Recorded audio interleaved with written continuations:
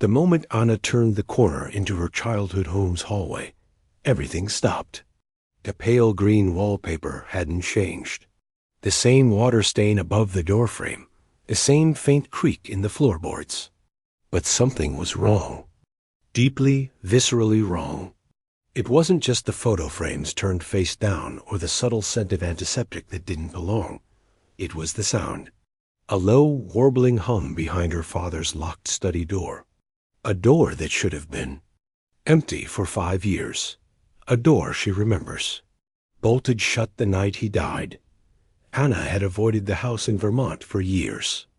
Since the funeral, she'd lived mostly out of suitcases, Boston, Chicago, Seattle, running from something she couldn't quite name. But when the letter came, postmarked in her father's impossible handwriting, she had no choice but to return. Her therapist said it could be a grief response. Anniversaries are tricky, Dr. Meisel had told her. Sometimes the mind plays tricks. It brings back what we haven't processed. But this wasn't a dream. The envelope was real. So was the key inside. The gravel crunched under her boots. As she stepped out of the rental car, the November air bit at her cheeks, the pines whispering something ancient just beyond the driveway. The house loomed like a memory, trying to hide itself. Gabled roof sagging slightly, paint flaking in pale ribbons. She stood there for a long time, just staring at it. Then she walked up the porch steps and unlocked the door. The smell hit her. First, a mix of mildew, old paper, and something sterile, like a hospital corridor. Dust motes danced in the light, slicing through half-drawn curtains. Furniture still stood exactly as it had 5 years ago. Her father's recliner. The brass floor lamp with the fraying shade. The antique clock that hadn't ticked since the night. She blinked. That wasn't possible. The clock was ticking. Her pulse stuttered. She stepped closer, watching the second hand sweep forward like nothing had ever stopped. She reached for it, but paused mid-motion. On the mantel beneath it, something glinted. A Polaroid. Her fingers trembled as she picked it up. It was recent, no more than a few weeks old. It showed the hallway upstairs. But it wasn't empty. Standing at the far end, back to the camera, was a man in a gray cardigan. Her father's cardigan. The photo dropped from her. Hand. She shouldn't have come alone. She walked through the house slowly, calling out in a voice thinner than she meant. "Hello? Is anyone here?" No answer. Just the hum of the old refrigerator. The occasional groan of the wood shifting under cold. She climbed the stairs. Each step creaked louder than the last. The air thickened the further she went, past her old bedroom, past the guest room, until she reached the door at the end of the hall. Her father's study. It was locked. And behind it, the hum. Low, mechanical, unmistakable. She pressed her ear to the door. A sound vibrated against her skin, like something was still running in there. A machine? A fan? Or a voice? She backed away slowly, not taking her eyes off the door. Downstairs, something clattered. She turned. In the kitchen. A drawer was wide, open, silverware scattered across the floor. And on the kitchen table, she saw another Polaroid. This one was of her, standing in the hallway. Moments ago, she hadn't heard the shudder, hadn't seen anyone, but someone was here. Watching. And they wanted her to remember. Anna's breath snagged in her chest. Her heart hammered so hard, she thought it might bruise her ribs. She reached for the photo with trembling fingers, her reflection warped in the glossy surface.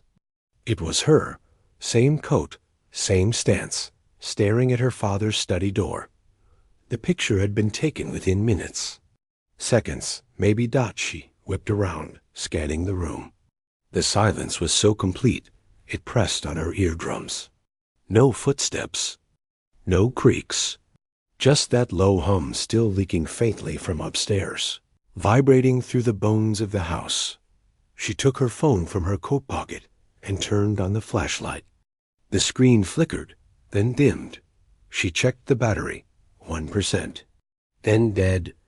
Anna stared at it in disbelief. She had charged it fully before the drive. Panic gripped her. Not the theatrical kind. The cold, rational kind. The kind that knows something's wrong and starts calculating exits. She grabbed a fire poker from beside the cold hearth and stalked back to the stairs. Each step now a battleground between dread and determination. She stopped at the locked study door. The humming was louder now, like it was inside her skull. A soft, rhythmic pulse. Almost hypnotic. She knelt and peered at the doorknob. The lock was old, brass, probably original to the house. She inserted the tip of the poker into the keyhole, jiggling, twisting. Clicked out. The door creaked open by an inch. Cold air spilled out, unnaturally cold. She pushed it open the rest of the way. The study hadn't changed. The same dark oak shelves, the leather chair. The desk her father used to sit behind like a judge. But everything was clean, too clean, dustless, as if someone had been using it. A faint chemical scent hung in the air. Bleach, maybe. And in the center of the desk, a reel-to-reel tape recorder. Running. Her father's voice crackled out of it. Warped with age. Must remember. Anna, even if it hurts, especially if it hurts. Memory is a gate. You close it long enough, and what's behind it gets hungry. She froze. The tape whirred forward and stopped with a metallic clack. The silence that followed was deafening. Anna backed away, nearly tripping over a loose board. She caught herself on the desk, fingers brushing against something hard and square. Us. Journal. Her father's handwriting scrawled across the cover. For Anna, when you're ready. She hesitated, then opened it. Page after page, notes about experiments, observations, mentions of dissociative amnesia, trauma-induced fugue states, scribbled drawings of brain scans, phrases underlined with feverish urgency, fractured time perception, false recall, induced hallucinations. Anna's stomach twisted. On the last page, just one sentence. If you found this, you've already started forgetting again. She stared at it. Forgetting what? A deep, sickening certainty began to crawl up her spine. She turned to leave and screamed. The study door had slammed shut, and standing in front of it was the man from the Polaroid. Gray cardigan, thin frame, hollow eyes that didn't quite focus. Her father, but he was dead.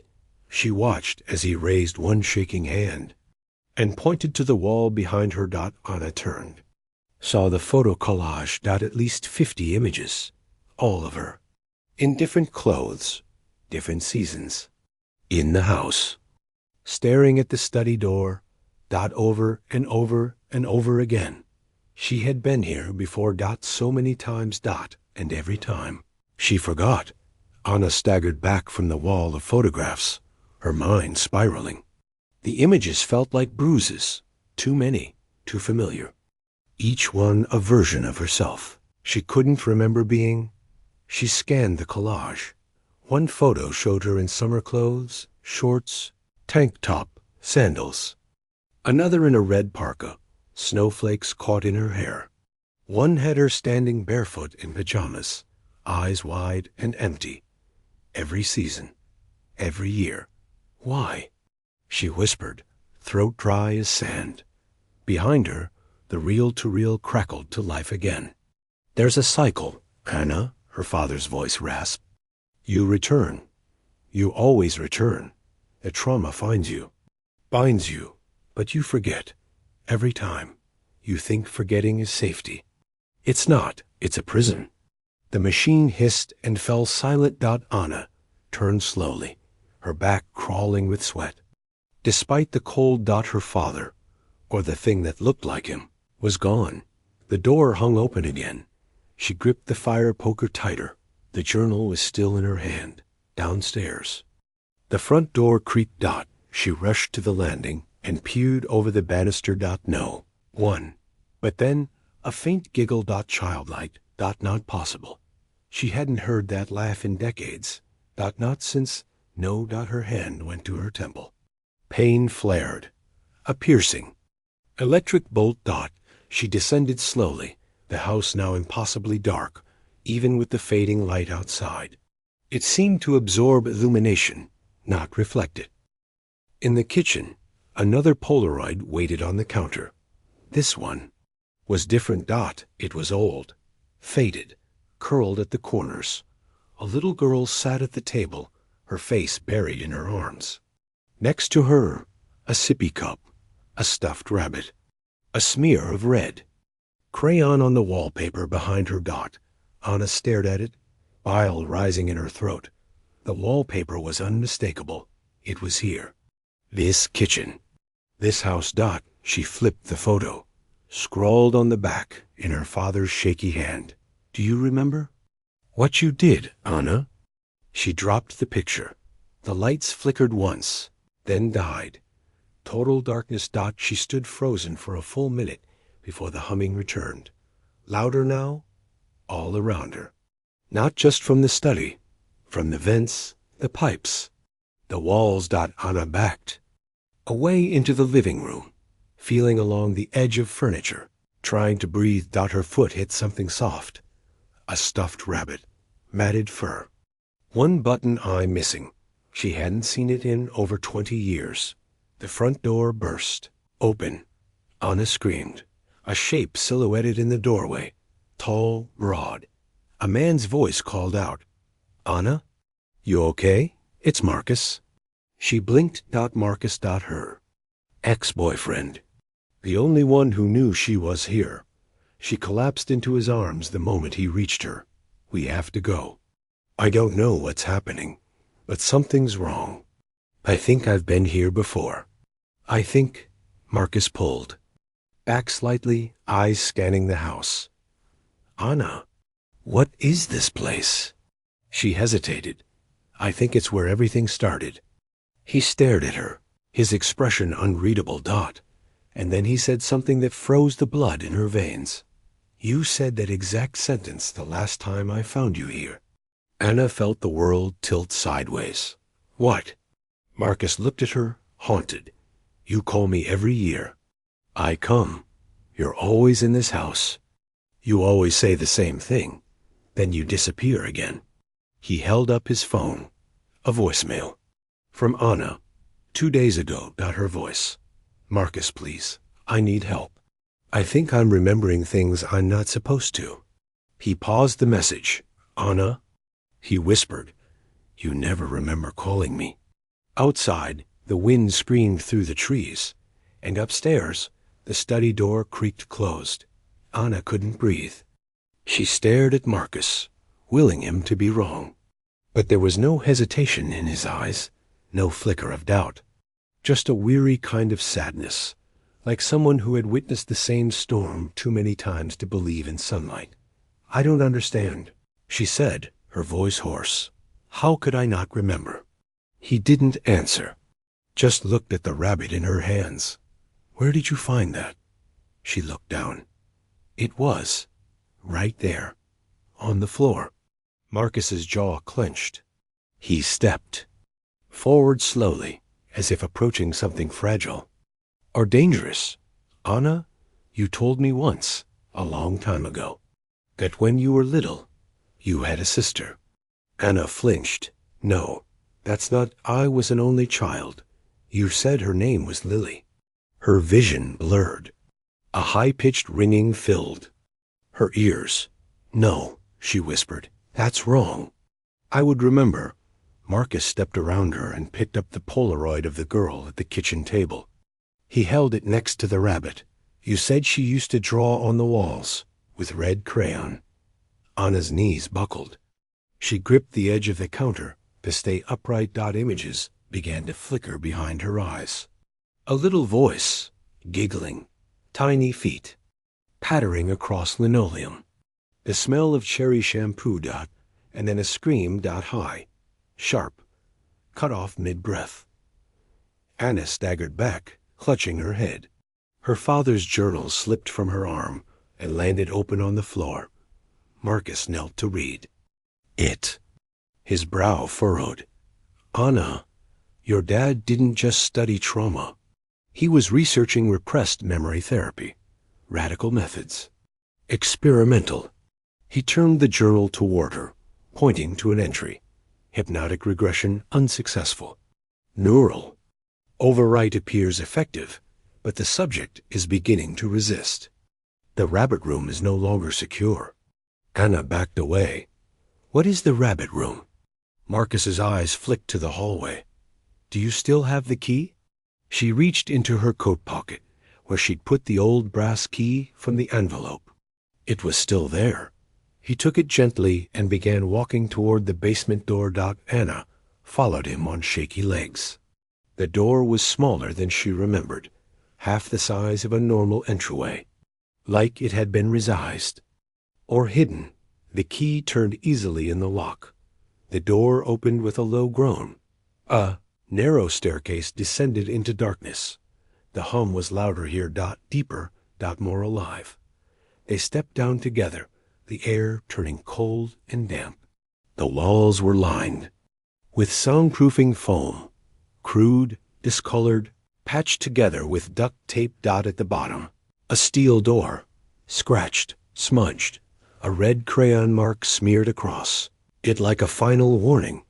Marcus pulled it open, and they entered the rabbit room. It was a child's bedroom, frozen in time. Tiny bed, pink sheets, stuffed animals lining the walls, the scent of talcum powder and mold, but everything was wrong.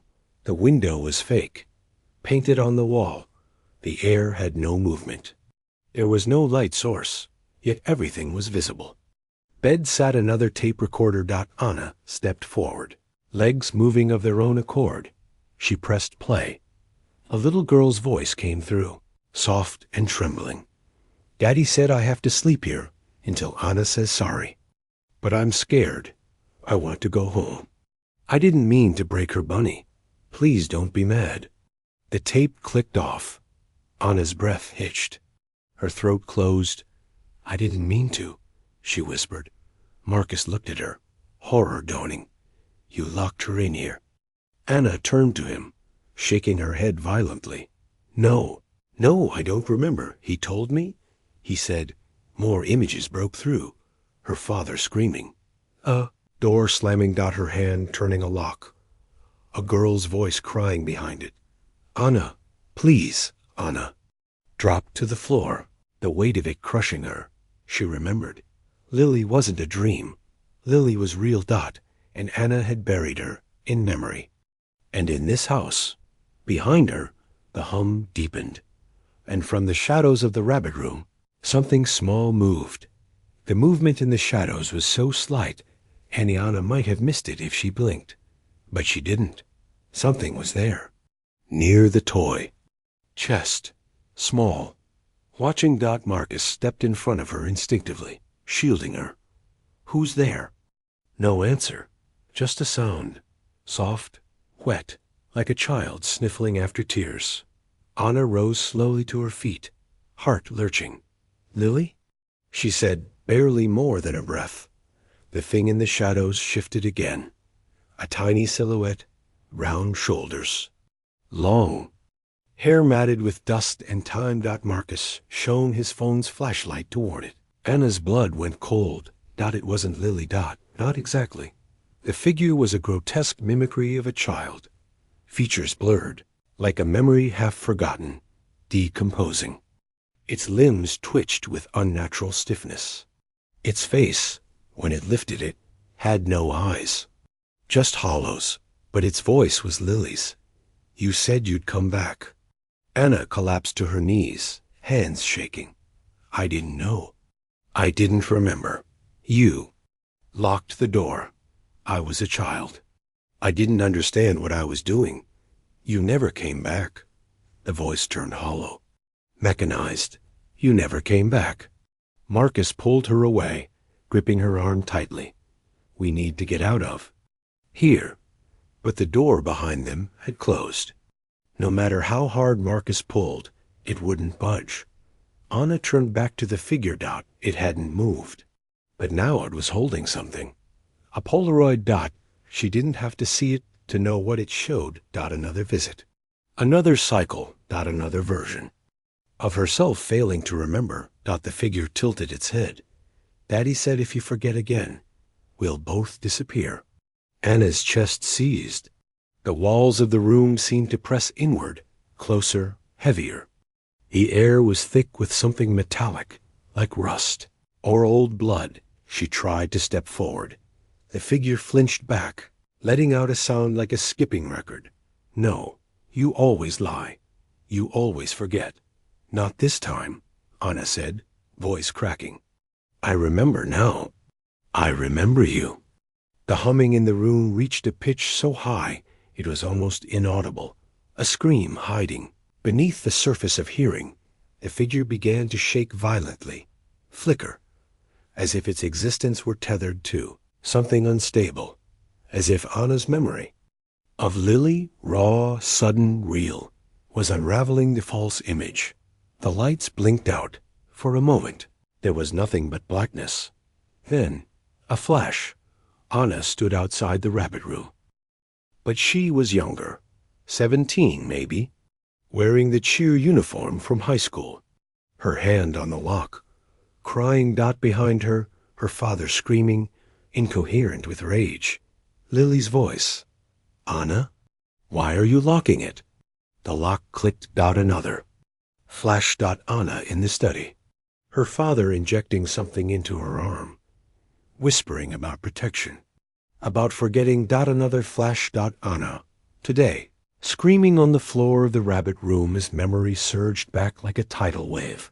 When the lights returned, the figure was gone. The stuffed rabbit lay where it had stood. Marcus helped her up. His face was pale, drawn. Anna, what did he do to you? She clutched the rabbit to her chest. I think he made me forget every time I got too close to the truth. Marcus stared at her. So what now? Anna turned to the wall, ran her hand along the fake window. Then she saw it. A seam behind the panel. Something hidden. She pried it open.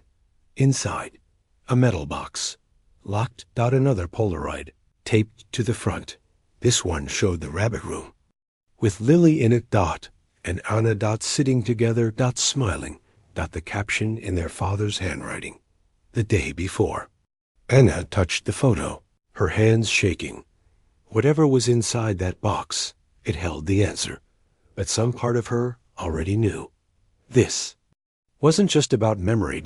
This was about guilt and the price of surviving. What you cannot bear to remember. Anna stared at the metal box, as if it might vanish the moment she looked away.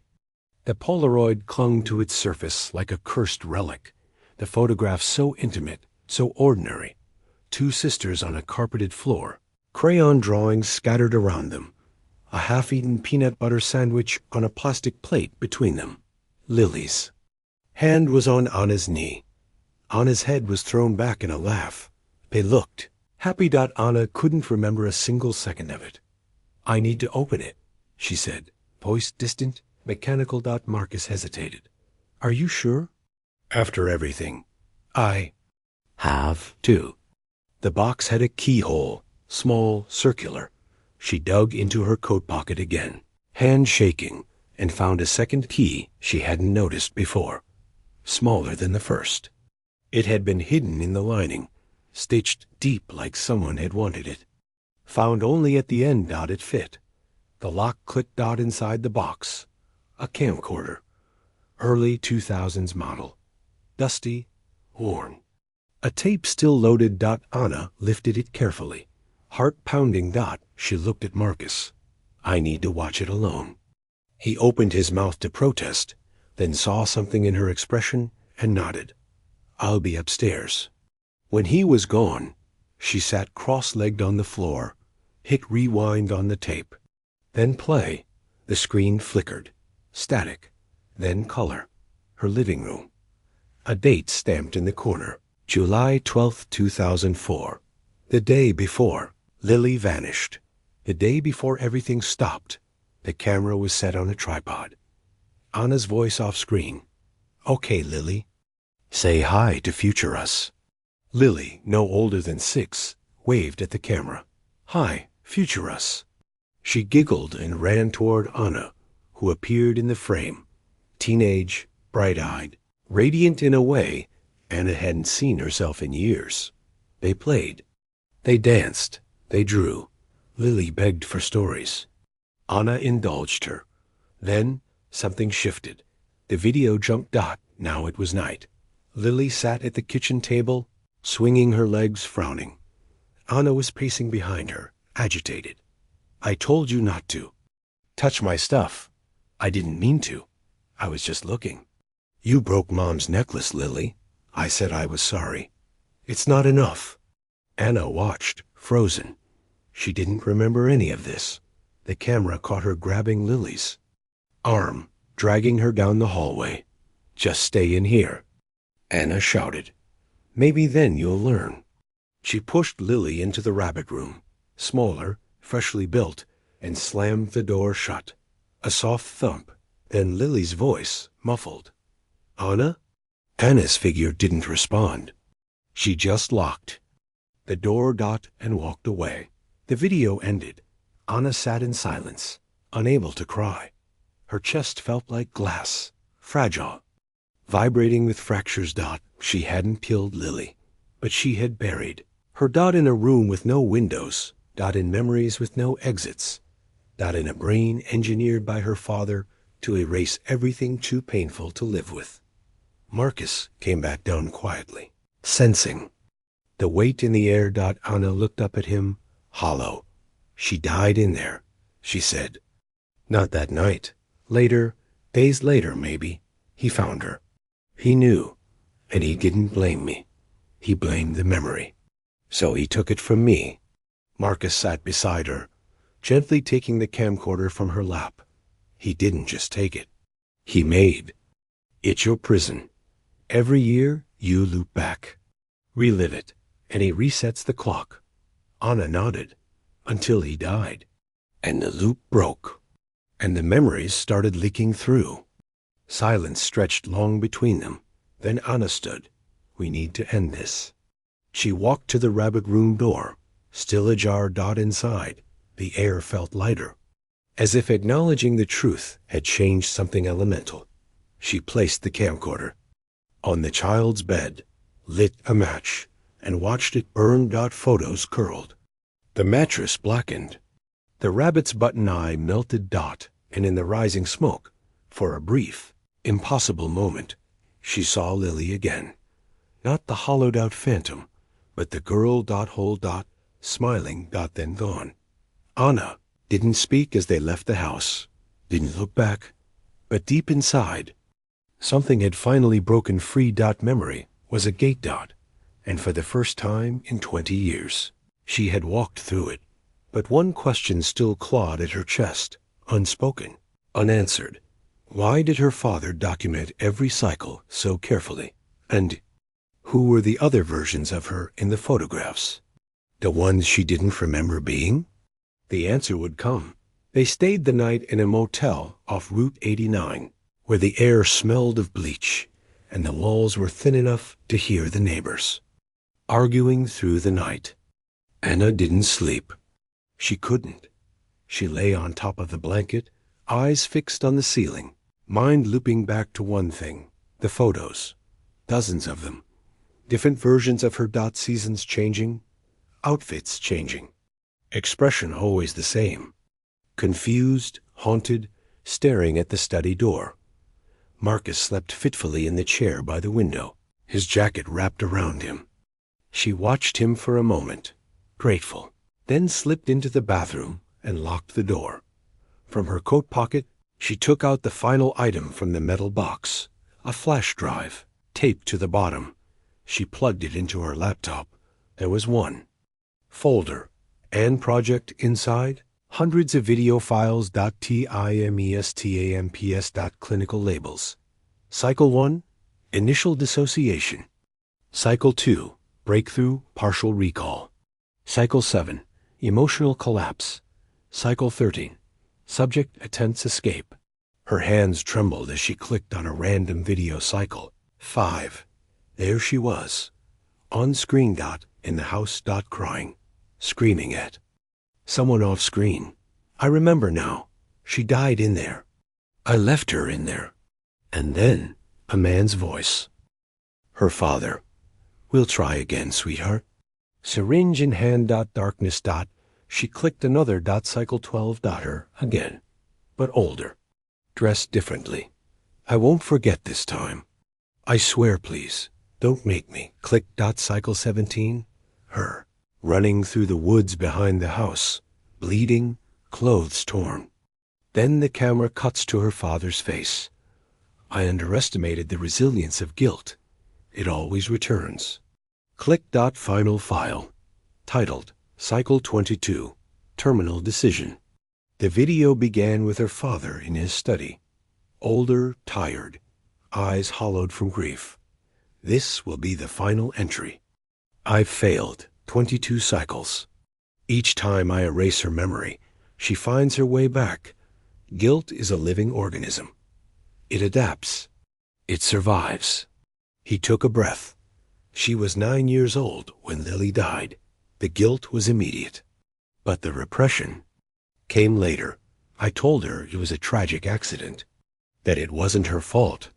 But the truth? He looked into the camera. She watched her sister die, not through violence, not through cruelty, but through fear, through neglect. She thought I'd be angry. She thought she was protecting herself. So she kept the door locked for days. A long silence. I loved both my daughters. But in saving one, I buried the other. He lifted the syringe.